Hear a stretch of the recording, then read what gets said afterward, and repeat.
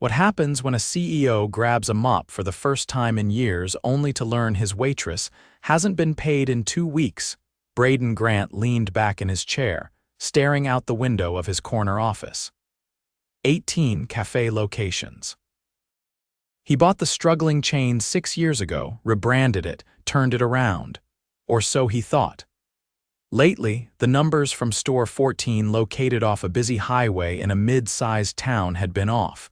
Sales were steady, but expenses didn't add up. He'd asked his district manager, but the answer was vague, staff turnovers high, but nothing major, probably just a training gap. That didn't sit right with him. Brayden had never met the team at Store 14. New hires, some managers rotated out over the past year. It made sense. 18 locations, lots of faces. He couldn't know everyone, but he could still show up. His assistant arranged the visit under the pretense of a new hire trial. Brayden disguised himself well-gray beard, reading glasses, loose polo, and a name tag that read Don. He even changed his posture, voice slightly raspier. No one would recognize him. Most employees had only seen his face once in a company video during onboarding. He arrived on a rainy Monday morning. The café was a bit run down, chipped walls, buzzing light overhead, and a single guy at the register looking overwhelmed. "Hey, you Don, the new guy," the guy called from behind the counter.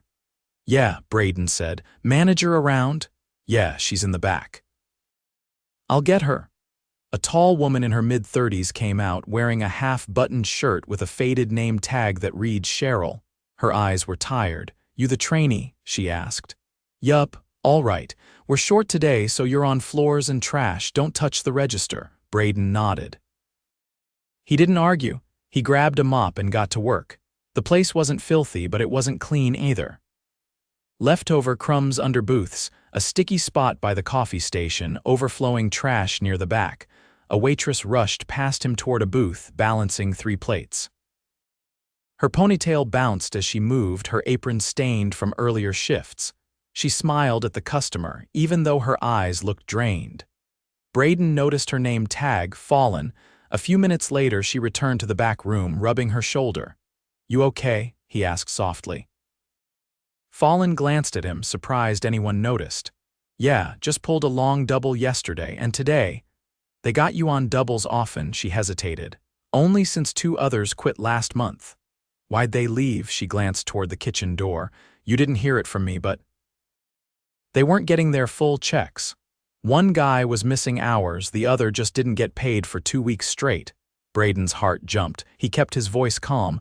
"And you?" Fallen looked down. "Same, I haven't been paid in 2 weeks. He stopped mopping. "What?" She laughed bitterly. "Yeah, Cheryl keeps saying it's a glitch with payroll, but I called corporate twice. No answer, I'm behind on rent." Brayden clenched the mop handle. He wanted to blow his cover right there, but he couldn't. Not yet. He needed to see more. "That's messed up," he said. Fallen shrugged. "It's whatever, I'm just trying to hold on. I got a daughter, I can't afford to quit." Brayden nodded slowly.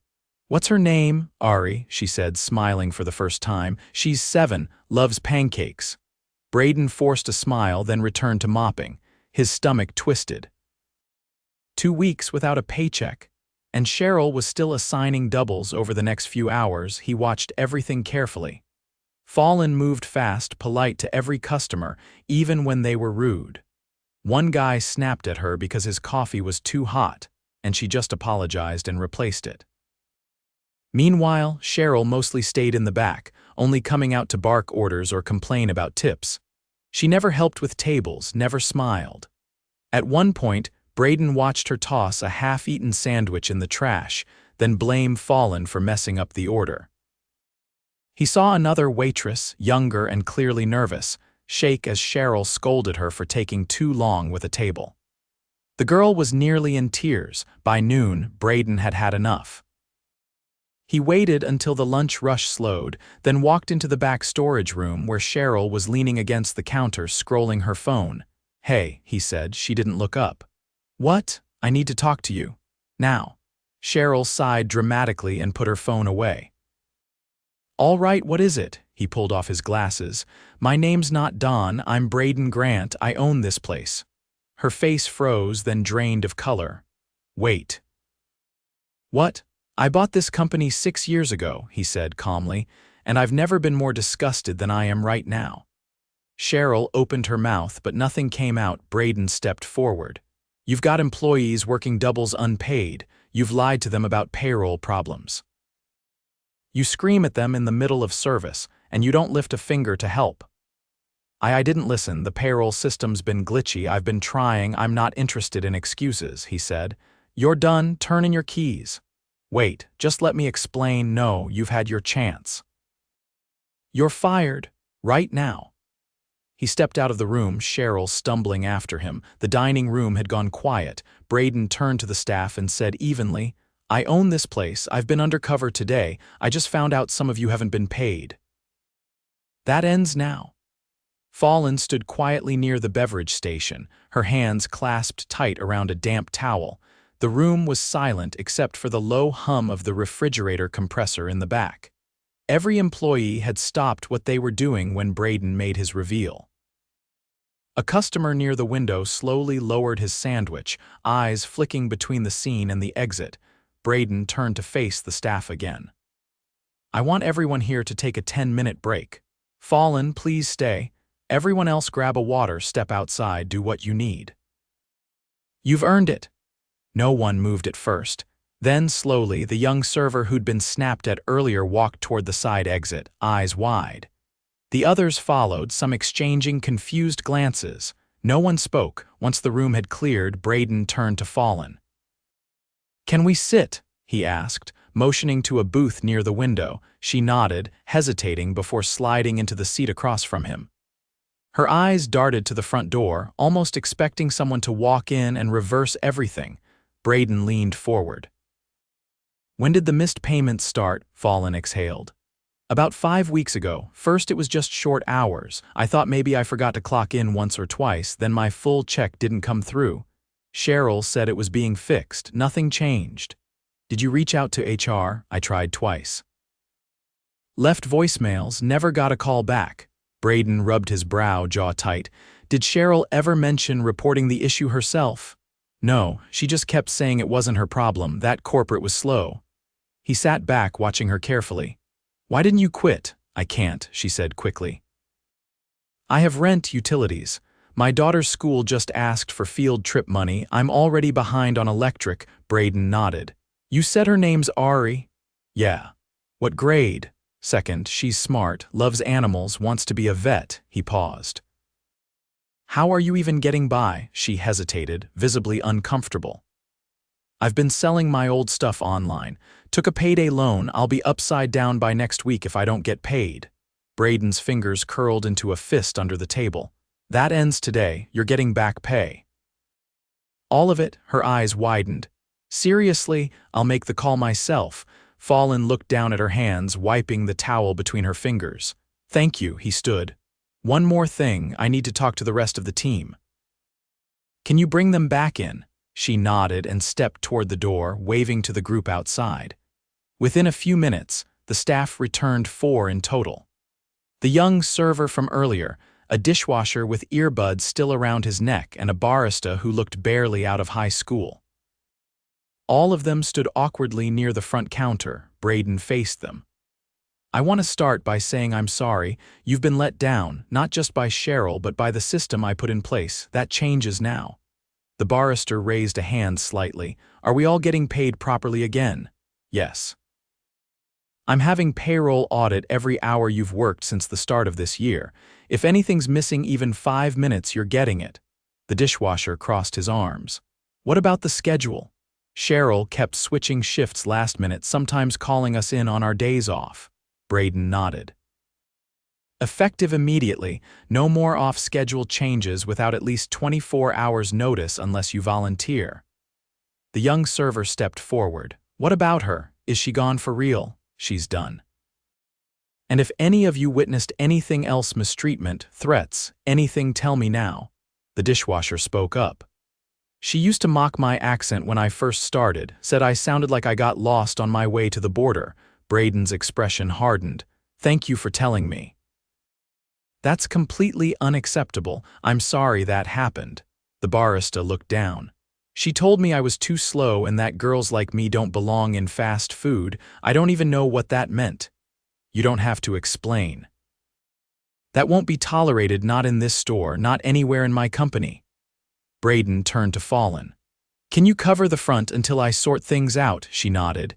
He stepped into the back office, closed the door, and picked up the phone. Direct line to corporate HR. After 5 rings, someone picked up. This is Brayden Grant. I need a full payroll report for store 14 last 90 days. Top priority. Also, flag any complaints submitted by employees. I want names, dates, everything. Then I want a direct deposit process today for Fallen Jensen, 2 weeks full pay, plus overtime. Confirm back with me in 30 minutes. He hung up, eyes scanning the cluttered desk. Sticky notes everywhere, none legible. A half-eaten granola bar stuck to the keyboard. The shift schedule was scribbled on a pizza box flap. The printer tray was jammed with unpaid invoices. It was chaos. He pulled out his phone and started taking photos. When he stepped out 10 minutes later, Fallen was helping an elderly couple with their tea. The barista wiped down the counter. The dishwasher had returned to the back sink, and the young server was quietly restocking condiments. Everything was calmer. Brayden approached the counter. You guys are holding things together better than I expected. Thank you. The barista smiled faintly. We're used to doing it all without help. That ends today. I'm bringing in a temporary manager from headquarters, someone I trust. You'll meet her tomorrow. Long term, I want to promote from within, someone who's earned it. The dishwasher looked up. You mean someone here? I do. But only if they want it. Fallen glanced over. You really think we can run this place without someone like Cheryl? Brayden glanced around. You already have. You just didn't have the authority. That's on me. The bell over the door rang. A delivery driver stepped in with a crate of paper goods. Fallen moved to sign, but Brayden took the clipboard from her. I've got it. Go take 10. She looked surprised. You sure? He nodded. Go call Ari. Tell her things are turning around. She stepped outside, pulling her phone from her apron. Brayden signed the delivery slip and handed it back to the driver. As he turned toward the back room again, he caught a reflection in the window. Himself. Not as the CEO, just a man in a wrinkled polo, doing what he should have done months ago, listening. And for the first time in 6 years, Brayden Grant felt like he was actually leading again. The hum of the espresso machine sputtered once before going quiet. Fallen returned behind the counter just as Brayden hung up his second call to corporate. The replacement manager would arrive first thing in the morning. Payroll corrections were in motion, and HR had already confirmed the missing hours, but the real work was only beginning. Fallen, he said, glancing at the narrow hallway by the kitchen. Who's running the line right now? She turned, wiping her hands on her apron. Ricky. He's the dishwasher, but he's been doing grill since Gabe left last week. Brayden pushed through the swinging door. The kitchen was cramped, one line, 2 prep counters, and a fan clattering against the grease-coated wall. Ricky stood over the griddle, flipping pancakes with one hand and calling out an order ticket with the other. You've been covering both? Ricky turned, startled. Yeah. No one else left who knows the grill. Brayden moved beside him, grabbing a pair of gloves. Show me the order queue. Ricky hesitated. You know how to work the flat top? Brayden raised an eyebrow and reached for a spatula. I started in a kitchen half this size. Just tell me where you keep the batter. For the next 40 minutes, they worked side by side. Orders trickled in, mostly breakfast plates, a few sandwiches. Ricky called the tickets, Brayden handled the eggs and toast. It wasn't smooth, not with only 2 people, but they kept it moving. When Ricky finally stepped back to down a gulp of water, Brayden took the moment. You ever train on this officially? No, Cheryl said I didn't need to, I just kind of figured it out. You want to stay on kitchen longer term? Ricky wiped sweat from his forehead. I don't mind it. I like the pace, but I'd need real training, can't just keep guessing. Brayden nodded. You'll get it. Starting next week, we'll fly a trainer out here for 2 days, you'll be paid for every hour. Ricky stared for a second, then nodded slowly. Thanks. As Brayden stepped back into the dining area, Fallen gestured him over. That couple at table 3, they asked if you were the boss. He glanced over. An older man and woman, both with sharp eyes and neat clothes. The man gave a polite nod when he saw Brayden approaching. "We've been coming here every Sunday for years," the man said.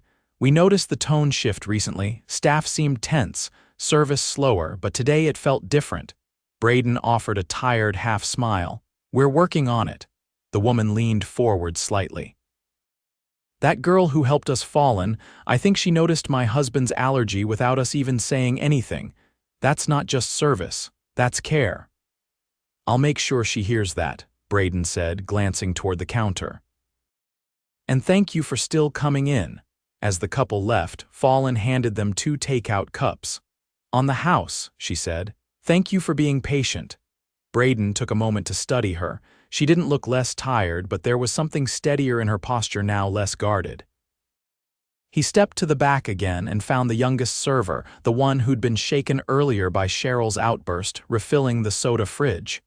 "What's your name?" Brayden asked. "Kayla." "You knew, 6 weeks. You ever get any training?" "Just 2 days shadowing Fallen." "I never got a handbook, nothing." Brayden crouched beside her. "If you could change one thing about working here, what would it be?" She paused. "Honestly, just knowing someone had our backs. Cheryl used to say we were lucky to be here whenever someone asked about breaks or hours. Like we were disposable." "You're not," Brayden said. "You'll have a proper onboarding starting next week, and I'll make sure you have someone you can go to if something's off." She gave a quick nod, then returned to stacking cans. By late afternoon, the pace had slowed. Brayden checked the schedule board and noticed an evening shift that still had 2 names scribbled in: Kayla and Fallen again. He pulled Fallen aside. "You're on tonight too?" "Yeah, Cheryl had me on doubles all week." He folded his arms. "You're going home at 5. "We'll close early tonight." Fallen blinked. "But we've never closed early." "You have no night cook, no supervisor, and no backup server. I'd rather close than watch you collapse." She hesitated, then nodded. "All right." As Brayden updated the hours on the door and posted a paper sign for customers, he turned and saw Ricky watching from the side. "You okay closing down early?" Brayden asked. Ricky shrugged. "Honestly, I could sleep for a week. Go home after you clean." "I'll finish the rest." Ricky's eyebrows rose. "You're gonna mop?" Brayden gave a small nod. "Yeah, I'm not in the mood to leave it worse than I found it." By 6, the cafe had emptied, chairs turned up on tables. Brayden was behind the counter, scrubbing the espresso machine. Kayla was wiping down the last booth. Fallen gathered her things and stepped toward the door, pausing. "You sure you're good here?" Brayden looked around. "I'll lock up. Go see Ari." She didn't say anything else, just gave a brief nod and pushed through the door into the cooling evening air. Kayla followed not long after. Ricky finished rinsing the last pan and tossed a towel into the bin before ducking out the back. Brayden stood alone in the quiet dining room. The lights buzzed faintly. The air smelled of bleach and burnt toast. He moved to the back office, cleared the cluttered desk, and pulled open the bottom drawer. Inside were dozens of unsigned time-off requests, some folded, others crumpled, none acknowledged. He took a photo of the stack. Then he reached for the schedule sheet and ripped it off the wall. He would send a team from headquarters in the morning, not just for oversight, but for listening. As he locked the front door and stepped out into the cooling dusk, Brayden glanced up at the flickering cafe sign. For the first time, he saw what it had become: not just a business, but a responsibility he'd lost sight of. Tomorrow, he'd face the rest of the district. But tonight, he'd start with an apology to the people who kept it standing, even when the system failed them, by 7 a.m. The next morning, the air outside store 14 was still cool, pavement damp from a night rain. Brayden sat in his rental car across the street, sipping lukewarm coffee from a paper cup he'd brewed himself in the hotel lobby. The cafe's lights were still off, not a soul inside yet. He waited until exactly 7:15 before stepping out, unlocking the front door with Cheryl's keys, which he'd collected himself without a word from her the day before. Inside, the cafe was just as he'd left it: clean, quiet, orderly but thin. Staffing was still down, with only 3 scheduled today. Fallen for the morning shift, Ricky on prep, and Kayla covering drinks and front counter. The temporary manager from headquarters, Tanya, would arrive by 8. He headed straight for the office. The drawer where Cheryl had stuffed ignored time-off requests was now empty. He'd scanned everything and forwarded it to HR last night. He placed a printed sheet of emergency contact numbers on the wall, right above the old shift schedule, now removed. He'd draft a new one with Tanya's help, one based on actual availability and fair rotations. At 7:30, Fallen walked in. Her posture was better than the day before, but fatigue still lingered in her face. She didn't look surprised to see him there. "You open us up now?" she asked, setting her bag under the register. "Figured I'd make myself useful," Brayden said. "How's Ari?" she asked. "If I got fired," Fallen said, pulling her hair into a loose bun. "Told her no. She said that was good because she needs lunch money." Brayden allowed himself a quiet exhale. "You'll have her covered today," Fallen nodded. "I saw the deposit. It came through." "I checked it myself before I left the hotel," Brayden said.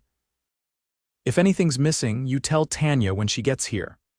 Fallen reached for the apron hook by the fridge, then paused. "You staying all day?" "I'll stay until lunch rush.